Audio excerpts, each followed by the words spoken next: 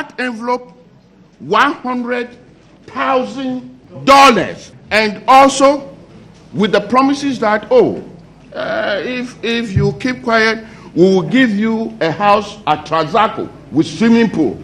We will give you 4-wheel drive. They have tried all means to muzzle me. They couldn't, and I tell you they can't. Sometimes when this thing comes and I see the tax that I've paid, but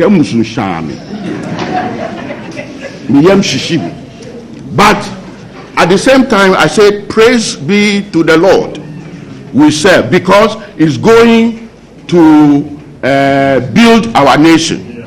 Then when my tax goes, you babies with sharp teeth, you are stealing the money and you don't want us to talk.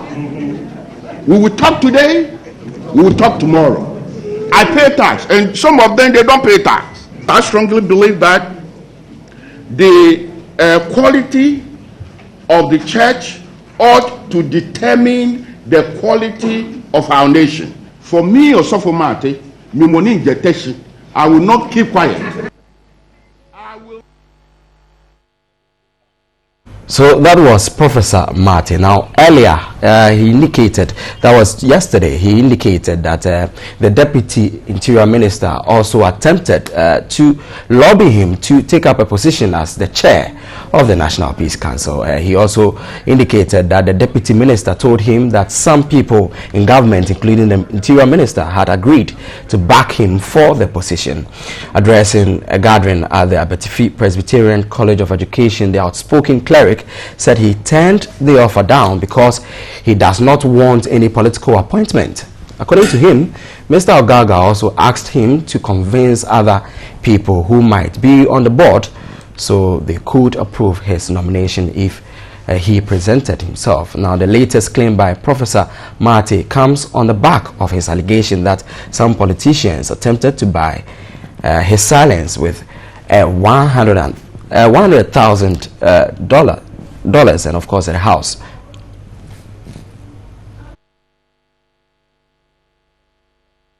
So we've been joined in the studios by the head of communications for the church, Presbyterian Church, Reverend George Labi. Is going to speak to us about some developments in the church and of course what the church makes of the comment of the outgoing moderator. Good evening, sir, and thanks for your time. Good evening. Now, how is the Presbyterian Church taking these comments from your outgoing moderator? Thank you. Let me say a very good evening to your viewers and all Ghanaians who are watching TV3 at this time. Let me say that Presbyterian Church of Ghana is not worried at all, knowing the moderator, how he presents his issues as far as the governance of Ghana and politics of Ghana is concerned. So we are not worried. We are not worried. But you can also get a sense that some political actors are worried, particularly the ruling government. There's a perception that there's a rift between the Presbyterian Church of Ghana and the government. What is your reaction to that? Yeah, let me say that Presbyterian Church of Ghana as an institution or the moderator has no problem with the National Democratic Congress as a party and the government in general. And it interests you to know that our membership as a church cuts across all the political divide. As I speak to you now, we have members of Presbyterian Church of Ghana who are in government, who are serving as ministers and deputy ministers, who are serving as chief executive officers at government institutions, go to other political parties. We also have members of Presbyterians who are also in those political parties, MPP, CPP, and others.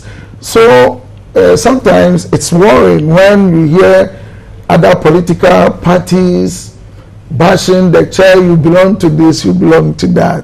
And for me, I mean, that's how Ghana politics is. He during this week, he has made two key allegations. Now, one is about the house that they attempted to give him for him to shut up.